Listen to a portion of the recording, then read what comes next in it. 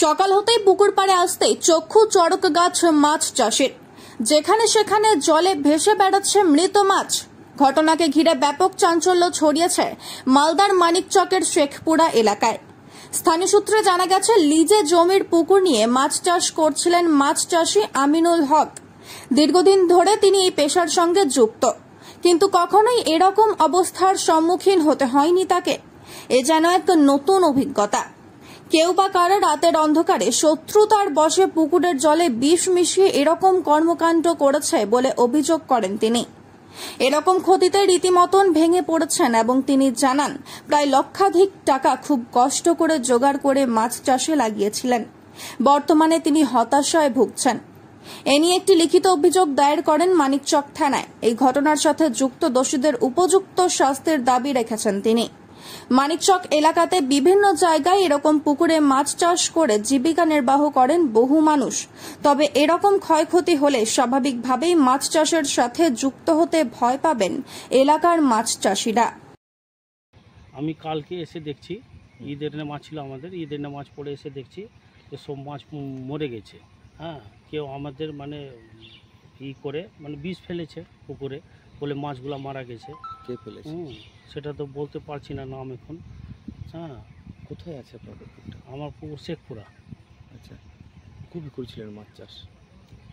মাছ চাষ আমি 2 মাস আগে, এপ্রিল মাসে 25 তারিখে বাঁকুড়া থেকে ডিম এনেছিলাম। হ্যাঁ, 4 কেজি ডিম এনেছিলাম। হ্যাঁ, তো ডিম প্রায় 80-90 হাজার টাকার ডিম এনেছিলাম। ডিম ফেললাম। হ্যাঁ, প্লাস 2 মাসে খাওয়া দাওয়া 1 লাখ টাকা এক্সট্রা খরচা হবে। হ্যাঁ, 2 লাখ টাকার বেশি খরচা হতে পারে। হ্যাঁ, হঠাৎ করে কবে দেখলেন যে মারা? আমি কালকে এসে বিকালে দেখলাম যে মাছ মারা গেছে। রবিবার বিকালে দেখলেন? হ্যাঁ, কালকে সোমবার। আচ্ছা, কি দেখলেন? মারা গেছে? হ্যাঁ, মারা গেছে। কি মনে করছেন যে এই যে কি কেন মারা গেল? কেউ বিষ দিয়েছে পুকুরে বলে মারা গেছে। কেন যে আমরা 10 দিন 15 দিন অন্তর অন্তর আমরা পিএইচ লেভেল চেক করি, অক্সিজেন ভালো আছে কিনা। সম্পূর্ণ সব কিছু ঠিকই আছে, আপনি জলের কালারও দেখতে পাচ্ছেন। হ্যাঁ, সব ঠিকই আছে। কেউ বিষ দিয়েছে বলে মারা গেছে। কি কি মাছ ছিল? সঙ্গে কোনো শত্রুতা ছিল? না, আমাদের শত্রুতা নাই। কি মাছ ছিল? কি মাছ? মাছ রুই, কাতলা, মিরকা, তারপরে বাটা, আমেরিকান রুই, গ্রাস কাপ, সম্পূর্ণ মিশ্রণ মাছ ছিল। এখন কি চাইছেন বর্তমানে? বর্তমানে আমাদের সরকারের কাছে কিছু সাহায্য চাইছি, যে আমাদের ক্ষতিপূরণ কিছু দেয়। কী হয়েছে ভরণ পোষণ আমাদেরকে দেই। মৎস্য ডিপার্টমেন্টে জানাবেন? হ্যাঁ, অভিযোগ করেছেন থানায় অভিযোগ করে দিয়েছি। হ্যাঁ, তারপরে ওই কপিটা বিডিও সাহেবকে আর এফিও ম্যাডাম আমিনুল হক, পুকুরের মালিক। হ্যাঁ, পুকুরে আমি এটা লিজ আছে আমার, লিজে নিয়েছি। রাসুর মুখে শুনতে পারলাম। রাসু পুকুরের যে মালিক আমিনুল হক, ডাক নাম রাসু বলে সবাই জানে। ও আমাকে ফোন করে বললো যে দাদা, আমার পুকুরে কেউ বিষ ফেলে দিয়েছে। এসে দেখলাম যে প্রচুর মাছ জলের উপরে ভেসে উঠেছে। আর যারা মাছ চাষের অভিজ্ঞ, ওরাই বলছে যে এতে কেউ হয়তো স্যালফোস ট্যাবলেট ফেলে দিতে পারে। এক প্রকার বিষ। হ্যাঁ, যেটাতে মাছ মারা যায়। হ্যাঁ, মাছ মারা যায়।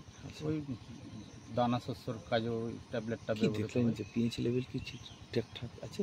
এবার আমি ওই পুকুরের মালিককে জিজ্ঞেস করলাম। ও বললো যে আমি তো 10 দিন 15 দিন অন্তর অন্তর জলের পিএইচ লেভেলটা টেস্ট করাই। হ্যাঁ, হামেশাই করাতে থাকি।